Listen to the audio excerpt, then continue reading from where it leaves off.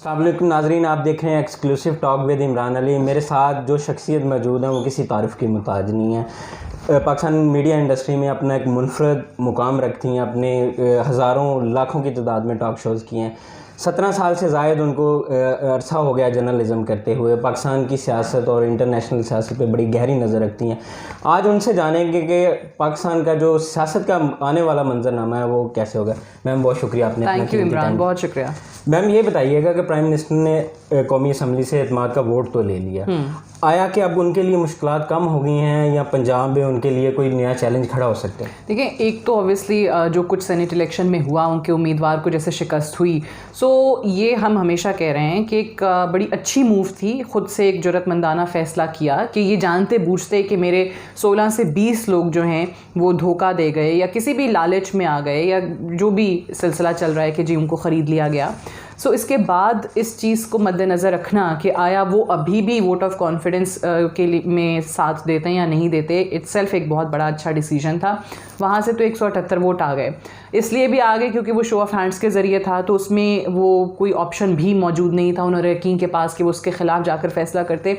लेकिन चैलेंजेस अभी भी मौजूद हैं वज़ीर आज़म साहब के लिए, और ये पार्लियामान में या इंतखाबी सियासत से बढ़ के इस वक्त जो चैलेंजेस वज़ीर आज़म साहब के लिए हैं बतौर मुल्क के चीफ़ एग्जीक्यूटिव के, वो इस वक्त महंगाई है। सबसे ज़्यादा जो अवामी इशूज़ हैं इस वक्त उस पर उनको फोकस करने की ज़रूरत है। 2-2.5 साल गुजर जाने के बाद आपको याद होगा वज़ीर आज़म का ख़ुद का ये बयान आया था कि अब हमारे पास ये एक्सक्यूज़ नहीं है कि हम लोगों में जाकर कहें कि हम नए आए हैं या अभी हम सीख रहे हैं। सो इस चीज़ को ज़्यादा फोकस करना चाहिए। और पंजाब की जहाँ तक बात है, वहाँ PDM की पूरी कोशिश है कि इन हाउस तब्दीली लाई जाए, बुज़दार साहब को भेजा जाए। राजा बशारत का नाम जो है वो बहुत ज़्यादा गर्दिश कर रहा है। राजा बशारत आप जानते हैं कि काफ लीग में भी रहे और अभी PTI के टिकट से इलेक्ट हुए और लॉ मिनिस्टर भी हैं। ब्यूरोक्रेसी में उनके काफ़ी अच्छे मामलात हैं, ब्यूरोक्रेसी बड़े अच्छे तरीके से वो चलाना जानते हैं, तो इसलिए उनका नाम भी गर्दिश कर रहा है। बट मुझे नहीं लगता कि PMLN इस वक्त इस चीज़ के लिए तैयार है। वो इस तरीके से कि PMLN हमेशा से पंजाब की हुकूमत को उस वक्त तक बड़े अच्छे तरीके से संभालती आई है जब मरकज़ में उनकी हुकूमत होती है। सो उनकी हमेशा यही कोशिश रही है कि मरकज़ में अगर हुकूमत हो तो फिर इतने बड़े सूबे पंजाब की हुकूमत जो है वो गवर्न की जाए, रन की जाए। तो पीपल्स पार्टी की ख्वाहिश ज़रूर हो सकती है, बट PMLN मुझे लगता है कि इस पर आप क्या समझते हैं अगर वज़ीर आज़म फ्रंट फुट पे आए हैं, जो चीफ़ मिनिस्टर हैं उस्मान बुज़दार को हटा के, उनके पास लातादाद ऑप्शन है जिसमें परवेज़ इलाही है, चीफ मिनिस्टर हैं, उन्होंने काम किया ब्यूरोक्रेसी के साथ, फिर मियां असलम इकबाल हैं, अलीम खान है, तो ऐसा ना हो कि वहाँ पे तहरीक एतमाद आ जाए, फिर जो हजीमत का सामना करना पड़ा सेनेट इलेक्शन में वहाँ पे भी हो? अच्छा, बुज़दार साहब पे सिर्फ़ और सिर्फ हमने देखा, आपने परवेज़ इलाही साहब का नाम लिया, उस वक्त कुछ आपको याद होगा कि तहफ़्फ़ुज़ात थे, वज़ीर आज़म साहब से उनकी मुलाकात भी हुई, बुज़दार साहब के हवाले से वो मामला तय पा गए। लेकिन बुज़दार साहब पे सिर्फ़ और सिर्फ सियासी जमातें नहीं, कुछ और हमारे मुक़्तदर हलकों को भी एतराज़ है उनके नाम पर। तो बुज़दार साहब के हवाले से ख़बरें ये भी हैं कि अगर इमरान खान साहब उनकी तब्दीली की जानिब जाते हैं या उस चीज़ पर आमादगी ज़ाहिर करते हैं तो उनको बतौर गवर्नर पंजाब भी लाया जा सकता है बुज़दार साहब को। तो ये मामलात हैं, और जैसे आपने ख़ुद नाम लिए जिन लोगों के, आई थिंक बहुत बेहतर नाम है। ये अगर पहले हो जाते तो शायद वज़ीर आज़म साहब के लिए इत्तेहादियों की तरफ से इतने मसाइल नहीं होते या किसी भी हल्के की तरफ से इतने मसाइल नहीं होते, क्योंकि बुज़दार साहब के नाम पर उन लोगों को इशू इसीलिए हुआ कि ऑब्वियसली सियासत में उस तरीके से नहीं है, और फिर शहबाज शरीफ साहब जो प्रेसिडेंट सेट करके गए हैं उसके बाद बुज़दार साहब जैसी उनकी शख्सियत पर किसी को कोई एतराज़ नहीं है। लेकिन बतौर वज़ीर आला पंजाब जो सबसे बड़ा सूबा है, वहाँ पर थोड़े से तहफ़्फ़ुज़ात उन पे ये भी तनकीद होती रही कि इमरान खान साहब पे स्पेशली कि 22-24 साल हो गए उनको स्ट्रगल करते हुए, उनके पास एक भी बंदा नहीं था जो वज़ीर आला का उम्मीदवार, क्योंकि वो भी PMLN से आए थे। बिल्कुल ऐसा ही है। तो मैडम, प्राइम मिनिस्टर ने एतमाद का वोट लेने के बाद बड़ी बात की, अखलाकियात की, करप्शन की, वो सारी चीज़ें, वो 6-7 लोग जो थे जिन्होंने यूसुफ रज़ा गिलानी को वोट दिया, उनके खिलाफ अभी तक कोई कार्रवाई नहीं हुई। अच्छा, एक तो बड़ी मज़े की बात है कि वो जो 4 अली हैदर गिलानी के वीडियो में जो 2 MNAs थे, और वो 4 MNAs क्योंकि चारों बाकी दोनों का भी उसमें नाम आया कि कराची के 4 MNAs हैं, बाद में ये पता चला कि जी वो कह रहे हैं कि हमने स्टिंग ऑपरेशन किया था, हमने तो ये डिज़ाइन किया था इस मीटिंग को ताकि हम अली हैदर गिलानी को और पीपल्स पार्टी को एक्सपोज कर सकें कि वो कैसे हमारे लोगों को अप्रोच कर रहे हैं और कैसे वोट ख़रीदने की कोशिश कर रहे हैं। तो अगर आप उन 4 लोगों को निकाल भी दें तो भी 16 लोग रह गए। कि 16 लोग हैं जो वज़ीर आज़म साहब के साथ खड़े नहीं हुए और गिलानी साहब को जाकर वोट किया। तो ये पीटीआई को ख़ुद भी अंदाज़ा है। मुझे नहीं पता कि पीटीआई ऑब्वियसली इस स्टेज पर तो उनके नाम सामने शायद ना लाए, क्योंकि आप देखें अगर 16-20 लोग आप अपनी पार्टी के निकाल दें इस मौके पर तो आपके तो नंबर ही कम हो जाते हैं, आप हुकूमत कैसे कर पाएंगे। सो शायद इस चीज़ को थोड़ा मद्देनज़र रखा गया है, लेकिन मुझे पूरा यकीन है कि वज़ीर आज़म इमरान खान जो हैं वो इस चीज़ तक पहुंच गए हैं कि वो कौन 16 लोग लेकिन एक्शन मैटर करता है। अगर हम बात करें, बिल्कुल सही कह रहे हैं, लेकिन शायद इस स्टेज पर एक्शन नहीं हो। अब देखेंगे हुकूमत चलाना मुश्किल हो जाएगा, नंबर कम हो जाएंगे। तहरीक इंसाफ की हुकूमत आई और इमरान खान आए, मेरे हिसाब से ये ओवर कमिटमेंट थी। इदारों में रिफॉर्म्स करेंगे, जुडिशरी में रिफॉर्म्स करेंगे, महंगाई कम करेंगे, लोगों को रोज़गार देंगे। तो आप क्या समझते हैं कि ये सारी चीज़ें आप खुद ज़ाती तौर पर इनकी परफॉर्मेंस से सेटिस्फाई हैं? देखिए, परफॉर्मेंस तो ऑब्वियसली किसी भी हुकूमत की आप देखें तो उसमें हमेशा बेहतरी की गुंजाइश रहती ही है, लेकिन जो आप बात करें वज़ीर आज़म इमरान खान ने कि बहुत कमिटमेंट्स ऐसी की जो शायद लोग उस चीज़ पे देखकर हैरान हुए, क्योंकि माजी में कभी वो चीज़ें हमने सुनी नहीं थी। स्ट्रक्चरल रिफॉर्म्स बहुत सारे इदारों का जैसे आपने हवाला दिया जिक्र हुआ, लेकिन वो अकेला शख्स आप इतना तो मार्जिन दें that at least he is trying, he is fighting. वो बार बार ये बात करते हैं कि भाई हमारे पास वो टीम, वो लोग, वो कहाँ से लेकर आएंगे। आप इसी निज़ाम से उन्हीं लोगों को निकालेंगे जिन पर माजी में आपको एतराज़ात रहे हैं। वज़ीर आज़म इमरान खान की सबसे बड़ी बदकिस्मती ये थी कि उनको 2/3 मेजॉरिटी नहीं मिल पाई। अगर इन्हीं वज़ीर आज़म के पास, इसी हुकूमत के पास 2/3 मेजॉरिटी होती तो आप ख़ुद देखते कि चीज़ें बहुत मुख्तलिफ होती, बहुत बेहतर होती। सिर्फ़ और सिर्फ वो इत्तेहादियों के साथ मामलात और 2/3 ना मेजॉरिटी होने की वजह से जो चीज़ें जिनका सामना करना पड़ा है, उनसे हुकूमत को बहुत धचका लगा है। तो कुछ एनालिस्टों का ख्याल है अगर उनके पास मेजॉरिटी नहीं थी तो अपोजिशन में चले जाते इस सारे, क्योंकि उन्होंने अपने ही जितने बयान दिए थे। ये बड़ा मुश्किल काम जो है, ऐसा होता नहीं है कि आप नहीं लेंगे, लोटे नहीं लेंगे, जो करप्ट हैं उनको नहीं लेंगे। फिर आपको पता है कि जो उनके रिमार्क्स हैं MQM और परवेज़ लाई, लेकिन वो किया तो है नहीं हो पाया ना। ये बड़ा मुश्किल काम होता है। आप कहें कि अगर आप जीत रहे हो तो फिर आप, ये मैं मानने को तैयार नहीं हूँ कि अगर कोई इतने सालों की स्ट्रगल करे, कोई भी जमात, कोई भी लीडर, तो आप वज़ीर आज़म ना बनना चाहें। तो ये तो हर लीडर का ख्वाब होता है, हर जमात का जो भी लीडर हो। तो आई थिंक ये तो कोई ऑप्शन था नहीं उनके पास। प्राइम मिनिस्टर की ईमानदारी पे, उनकी खुद मुख्तारी पे किसी को कोई इतराज़ नहीं है, वो करप्ट नहीं है, सारा कुछ है। लेकिन बहुत सारे लोग जो आम पब्लिक है, उनका सवाल यही आता है, बार बार आप ट्रैवल करें, मार्केट में जाएं, वो ये कहते हैं कि हमने उनकी ईमानदारी को क्या करना, हम बच्चों को उनकी ईमानदारी खिलाएं। दूसरा ये है कि वो जब भी बात करते हैं मैं अपोजिशन को NRO नहीं दूंगा, NRO, वो लोगों का ये सवाल है कि डिलीवर क्यों नहीं करते। मैं आपसे बिल्कुल इत्तफाक करती हूँ इस बात पर कि ये चीज़ तो बिल्कुल दुरुस्त है कि NRO नहीं देंगे, और अच्छी बात है अगर वो इस अपने स्टांस पर कायम रहते भी हैं, क्योंकि आवाम नहीं चाहती कि आप NRO दें। लेकिन एट द सेम टाइम जो अवामी इशूज़ हैं जिनका मैंने पहले जिक्र किया कि उस पर अब बहुत एक्टिवली PTI की हुकूमत को काम करना पड़ेगा, क्योंकि अब अवाम मौका नहीं देंगे।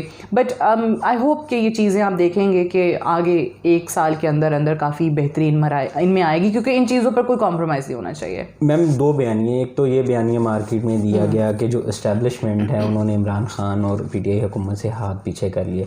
दूसरा ये कि जब सेनेट इलेक्शन हुए तो 22 फरवरी को यूसुफ रज़ा गिलानी प्रेस टॉक करते हैं, वो कहते हैं कि अपोजिशन न्यूट्रल होगी। आप क्या समझते हैं कि जरदारी साहब की कहीं ना कहीं डील हो गई थी और अब इस्टेब्लिशमेंट? मैं नहीं मानती कि अभी कोई हाँ, ये ज़रूर होता है कि हर वक्त के अंदर जो है हर किसी भी ऐसे ओपोजिशन में बैठे हुए लोग कोशिश में रहते हैं कि हुकूमत को गिरा कर या घर भेज कर किसी तरह हमारे मामला तय हो जाएं।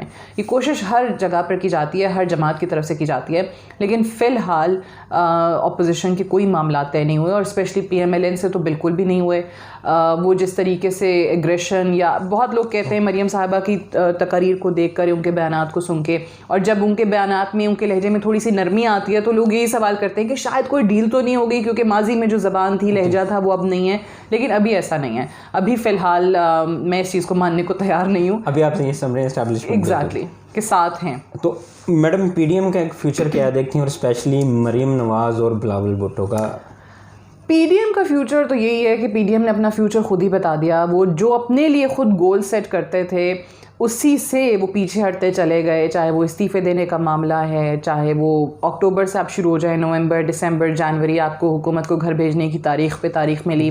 उसके बाद अब लॉन्ग मार्च का सिलसिला है, सेनेट इलेक्शन में पार्टिसिपेट कर लिया, ज़िमनी इलेक्शन में पार्टिसिपेट कर लिया, पार्लियामान से बाहर आने की बात करते थे। तो PDM का तो एज सच कोई फ्यूचर है नहीं, और ये सिर्फ एक तहरीक है हुकूमत को अंडर प्रेशर रखने के लिए, एक दबाव में रखने के लिए। बट अगेन, अगर हुकूमत वाकई अपने प्रॉमिसेस पे डिलीवर करने में कामयाब होती है, कुछ रिलीफ अगर आपको मिलना शुरू हो जाता है, ये हर दूसरे रोज़ हम पेट्रोल की कीमतों में इजाफा नहीं देखते, महंगाई में थोड़ी कमी देखते हैं, तो फिर चीज़ें बेहतर होना शुरू हो जाएंगी मज़ीद हुकूमत के लिए। बट PDM इटसेल्फ हुकूमत के लिए ख़तरा नहीं है। मैडम, आप थोड़ी सी बात करते हैं आपके कैरियर के हवाले से। 17 साल पे मुहित आपका कैरियर, आपने कैसे आगाज़ किया, शौक़ था, और जब आपने स्टार्ट लिया तो किन मुश्किलात का आपको सामना करना पड़ा? अच्छा, ये बड़ा इंटरेस्टिंग सवाल है। मुझे बिल्कुल भी शौक़ नहीं था। मैं तो कॉलेज में थी and I was doing my FSc second year, और उस वक्त हमारे कॉलेज में ऑब्वियसली डिबेट्स, जिस तरह हर स्कूल कॉलेज का मिजाज होता है, क्विज़ कॉम्पिटिशन्स होते थे, कॉलेज के फंक्शंस वगैरह होते थे, तो मैं वो होस्ट करती थी। बहुत डिबेट्स में पार्टिसिपेट कर लिया, क्विज़ कॉम्पिटिशन्स जो हैं वो होस्ट कर लिए। तो फिर मेरी एक टीचर होती थी, उनके हस्बैंड उस ज़माने में PTV में प्रोड्यूसर थे, और वो मॉर्निंग शो शुरू कर रहे थे। तो वो मेरे पास आई और उन्होंने कहा कि इस तरीके से ये है, एक मॉर्निंग शो शुरू हो रहा है, तो तुम यहाँ पर बहुत एक्टिव हो कॉलेज में, तो तुम जाओ ऑडिशन दे लो। मैं ऑडिशन गई, वो 5 मिनट के कुछ जुमले उन्होंने दिए, कैमरे में देखा, बोला, घर आ गई। तो मुझे तो कोई उम्मीद नहीं थी कि क्या होगा, लेकिन अगले ही दिन कॉल आ गई कि ऑडिशन आपको सेलेक्ट कर लिया गया। तो बस इसी तरीके से सिलसिला शुरू हुआ। एक 5 मिनट का वेदर का सेगमेंट होता था मॉर्निंग शो में, वो मैंने खुद देखा है। अच्छा, उससे शुरू किया, और उसके थोड़े दिन के बाद वो फिर मॉर्निंग शो होस्ट करना शुरू कर दिया। फिर एक चैनल 3 होता था, उस पर एज VJ भी काम किया। और ये आप बात कब की कर रहे हैं? 2003 अक्टूबर में मैंने आगाज़ किया था PTV से, और उसके बाद फिर infotainment, entertainment, morning show, news भी पढ़ी, खबरनामा होता था 9 बजे का, फिर PTV वर्ल्ड पे इंग्लिश की न्यूज़ होती थी, वो भी पढ़ी, और फिर करते करते करंट अफेयर्स पे आकर वो आखिरी स्टॉप जो कहते हैं ना, वो करंट अफेयर्स। तो इस सारे 17 साल के कैरियर में आपको किन किन मुश्किलात का सामना करना पड़ा? क्योंकि मैंने आप देखा है कि आप चंद एक एंकर पर्सन सहाफ़ियों में से हैं जिनकी ईमानदारी पे कोई शक भी है, तो इसके बावजूद आपको किन मुश्किलात का सामना करना पड़ा? मुश्किलात शुरू में तो देखें, अभी तो बहुत आसान हो गया ना इमरान। अभी तो हम देखते हैं कि 1 महीने के अंदर, बल्कि 1 महीना भी शायद मैं बहुत ज़्यादा बोल रही हूँ, अब तो आप जैसा ये YouTube चैनल्स हैं, सोशल मीडिया का दौर है, अब तो एंकर्स आते हैं, डायरेक्ट प्राइवेट चैनल्स में लैंड करते हैं, और वो विदिन अ वीक एक नाम बन जाते हैं। आप उनके पास अब वो एक्सपोजर के चांसेस ज़्यादा हैं। मैंने स्टार्ट किया था PTV से, सो हमें तो बाकायदा ट्रेनिंग दी जाती थी, हमें तो वो हमारे तो उर्दू के तलफ़्फ़ुज़ पे उस वक्त मैं स्टूडियो, मुझे याद है, ख़बरें पढ़ के बाहर निकलती थी, तो वहाँ पर डायरेक्टर न्यूज़ खड़े हुए होते थे कि ये लफ्ज़ आपने ज़ेर की बजाय ज़बर से पढ़ दिया। एक एक चीज़ पे आपकी नज़र रखी जाती थी, फिर आपसे डेस्क पे आपको बिठाया जाता था, आपसे ख़बरें बनवाई जाती थी, आपसे रिपोर्टिंग करवाई जाती थी, आपको कहा जाता था पैकेजेस बनाएं, तो वो सब कुछ किया। बट उस टाइम पे ये बहुत मुश्किल काम था। मेरा अगर आप कह रहे हैं कि अगर मेरी कोई पहचान है 4 लोगों में, या लोग अगर मुझे जानते हैं, तो वो ओवरनाइट फेम नहीं है। उसके पीछे वो 17 साल की स्ट्रगल है कि अब जाकर फाइनली किसी ऐसे मकाम पर आप बैठे हुए हैं कि आप कह सकते हैं कि आपकी मेहनत उसके पीछे है। बट अभी मुझे लगता है कि ये हमारे बाकी कॉलीग्स के लिए जो बाद में आए हैं, उनके लिए बहुत आसान था। औरत के लिए, ऑब्वियसली ख़वातीन के लिए बहुत मुश्किल वैसे ही हो जाता है। एक तो हमारा उस टाइम, अब तो बहुत एक्सेप्टेंस है, बट 2003 की मैं बात कर रही हूँ, उस टाइम पे ऑब्वियसली फैमिली की तरफ से भी होता था, आपके अपने पेरेंट्स मान भी जाएं तो आपके वो जो डिस्टेंट रिलेटिव्स हैं ना, वो कहते हैं कि अच्छा आपने बेटी को मीडिया में भेज दिया, ये क्या किया, अभी तो वो पढ़ रही थी। सो मैंने तो साथ साथ अपना जो करियर था, फिर कॉलेज था, पढ़ाई थी, वो दोनों चीज़ें साथ साथ लेकर मैं चली। बट उस टाइम पे ये बहुत इश्यूज़ थे। एक मीडिया में जाना, अगर आप एक सीरियस जर्नलिज्म भी कर रहे हैं, सीरियस सहाफ़त भी कर रहे हैं, उसको भी एक टैबू समझा जाता था। बट अब अल्लाह का शुक्र है, थिंग्स हैव चेंज्ड और एक्सेप्टेंस आ गई है। आपने जितने भी 17 साल कैरियर में इंटरव्यूज़ किए, टॉक शोज़ किए, मुख्तलिफ प्रोग्राम्स किए, सबसे ज़्यादा आपको ज़ाती तौर पे कौन सा अच्छा लगा, और सबसे ज़्यादा बहुत बुरा था टॉक शो, कोई प्रोग्राम, कोई आपने शो होस्ट किए, ये नहीं करना चाहिए? हाँ, बुरा तो आई डोंट नो, मुझे अब याद नहीं है, हो सकता है उस टाइम पे लगते हो, बट अभी मेमोरी में नहीं है। लेकिन जो बहुत ही मेमोरेबल मेरा ट्रिप था शो का, वो सियाचिन था। वो बहुत ज़बरदस्त शो था। और इमरान में ऑब्वियसली सियासतदानों के साथ और आप पॉलिटिकल टॉपिक पे तो बात करते ही रहते हैं, बट सियाचिन का वो मेरा पहला विज़िट था।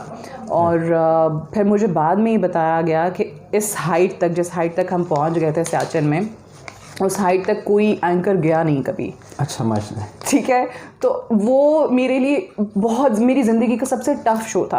वो इस तरीके से भी कि आप ज़ाहिर उधर ऊपर ऑक्सीजन का बहुत मसला है। मुझे याद है मेरी टीम मेरे साथ थी, तो मैंने इंट्रो देना शुरू किया और मुझे सांस आना बंद हो रहा था। आपके लिए सांस लेना बहुत मुश्किल है वहाँ उस हाइट पर, तो मुझे बार बार रुकना पड़ता था। मेरे इंट्रो में यू कुड एक्चुअली टेल कि मेरा सांस जो है वो ठीक मुझे नहीं आ रहा और ट्रबल है ब्रीदिंग में। बट अगेन मैं हैरान हुई कि ये लोग जो हमारे फ़ौजी वहाँ पर मौजूद हैं इस हाइट पर, बेसिक मकसद तो यही था ना कि आप जाकर उनको दिखाएं कि वो इस हाइट पर भी और इस सर्द मौसम में भी किस तरीके से आपके मुल्क की हिफाजत कर रहे हैं। सो वो एक ट्रिब्यूट था उनके लिए, एक सल्यूट था, और मेरी ज़िंदगी का वो यादगार तरीन शो है।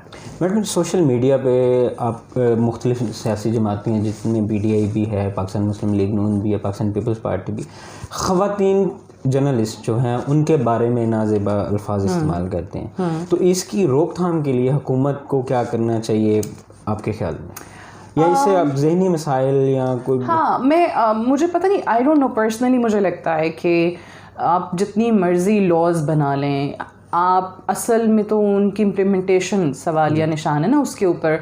तो मुझे नहीं लगता कि आप जितने मर्ज़ी लॉज लेकर आ जाएं, हुकूमत जो मर्ज़ी पेपर वर्क कर ले और ये हो जाए, उस पर कार्रवाई आज तक हमने होते हुए देखी नहीं है। लॉज तो ऑलरेडी मौजूद हैं। आप साइबर क्राइम की बात कर लें, उस पर भी बहुत कम अब जाके कुछ कार्रवाइयाँ होना शुरू हुई हैं। सो ये ख़वातीन के हवाले से दिस इज़ अनफॉर्चुनेट, बट ये हमारे पूरे माशरे का एक मिजाज बन चुका है। और ये चीज़ आप लॉज लाकर या लोगों को ज़बरदस्ती करके चेंज नहीं करवा सकते। ये आपके घर से शुरू होती है, या आपकी तरबियत से शुरू होती है।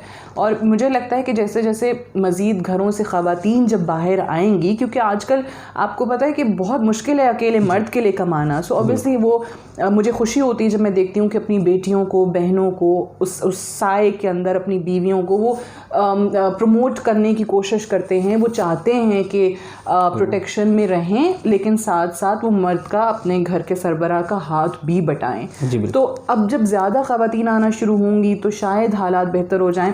बट आप इसको लॉज वगैरह कवानीन से तब्दील नहीं कर सकते। गालिम गलोच का कल्चर किस पार्टी ने मुतारिफ़ कराया, स्पेशली सहाफ़ियों को, या आई थिंक पीपल्स पार्टी को मैं इसमें नहीं शामिल करूँगी।